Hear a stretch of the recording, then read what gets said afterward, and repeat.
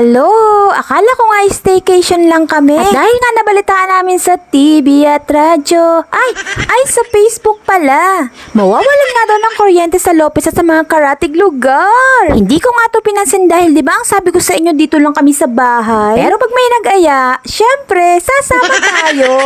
Sino nga ba naman ang gustong lamukin dito sa bahay? Di syempre, hindi tayo yon. Hinabot na nga tayo ng traffic kasi nga late na tayo nakapag-decide na aalis tayo ng bahay. At wala nga pipigil sa atin kasi andito na tayo sa gitna. Charan! Andito na tayo sa ating destination. Napili nga natin ang pinakamalapit, pinakamapuno at syempre ang pinakamadaming tubig sa lugar ng Ginyangan. At dahil nga late na tayo nag-decide, ito yung ating napuntahan. Pangatlo na nga ito mga mare sa napuntahan namin pero lahat sila ay puno na. Papapasukan nga daw kami mga mare kaya lang dun lang daw kami sa gidle. Paano kung umulan di nabasa kami. Natatawa nga yung mga kasama ko dahil bakit nga daw kami pupunta doon ayun naman pala naming mabasa. Joke lang yun mga mare.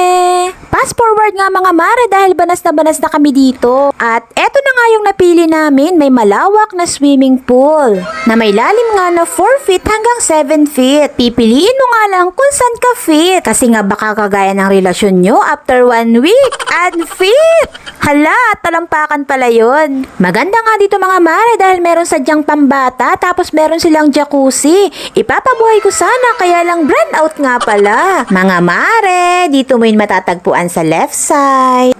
At kung ikaw nga may kabarkada na binola-bola ng iyong kakilala, meron siyang space dito. Hala, pwede ka palang maglaro dito ng volleyball. Tapos ipapakita mo yung best stroke mo sa pagpalo ng bola. Kaya lang, baka maalala mo kung paano ka binola-bola ng boyfriend mo, ng kaibigan mo, ng boyfriend mo. Bala ka na nga.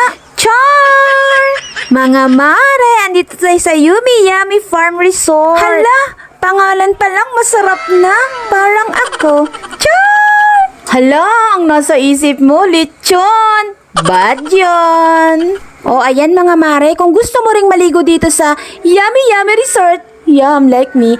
Ito yung tinginan ninyo. Pinapaalala ko lang ha, piliin nyo ang tama kasi hindi naman laging tama ang mapipili nyo. Baka bas lalong lumala. Hala, bakit biglang lumayo yung usapan? Pipiliin lang naman natin yung entrance and cottage. Mga mare, favorite ko nga ang kulay pink. Kaya naman sinabi ko kay ate, ayun, nakalibre ako.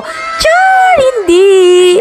Puno ang punoan mga mare ang mga resort sa Ginyangan. Eto na lang yung naabutan naming cottage, umbrella. Pero sabi ko nga sa inyo mga mare, kahit ano mangyari, kahit kami ay nakaupo sa gedli-gedli, wag lang kami mababasa, okay lang. Basta ang mahalaga, maibsan ang nararamdaman naming init. Hindi mo kami matatakot ng biglaan kasi kung ano yung pagkain sa bahay yun ang dala-dala namin. Palagi nyo nga makikita sa aming kainan si Jaya, siya ang unang kumakain. Ay, joke lang pala. Palagi nyo nga makikita ang hotdog pero yun ay madalang lang. Kaya for the kain talaga ang aming baby girl kasi nga madalang niya itong makain sa bahay. At eto na, nagsimula na nga kaming lumublob sa swimming pool. At dito nga mga mari yung pangbata kaya naman enjoy na enjoy ang ating baby Moira. At kahit nga mababaw lang yan, lagi pa rin tayo nakabantay. At laging sure na safe sila. Lagi nating unahin ang ating mga anak bago ang ating asawa. Char! Eto nga mga mare, pinakita sa atin ni Kuya Jason kung gaano kalalim yung swimming pool. 6 feet siguro to. At kung sakaling ang nalulunod ka na sa pagmamahal ng boyfriend mo, ng asawa mo, ng kaibigan mo, ba?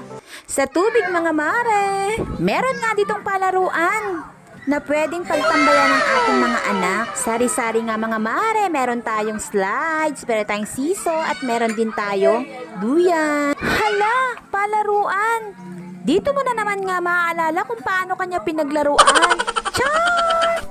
At sinasabi ko sa inyo mga mare, bata matanda lahat mag-i-enjoy dito. At uulitin ko mga mare. Hello, brother!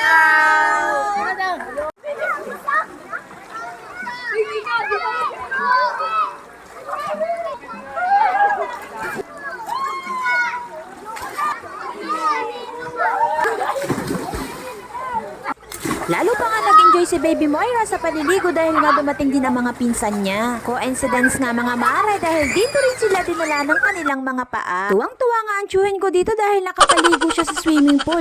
Feeling ko talaga hindi siya paaawat.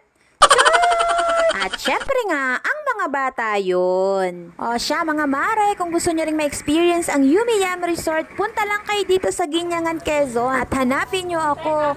Char! Ano yun, nabili na? Siyempre, yung may-ari mga mare. Salamat sa panonood. Bye!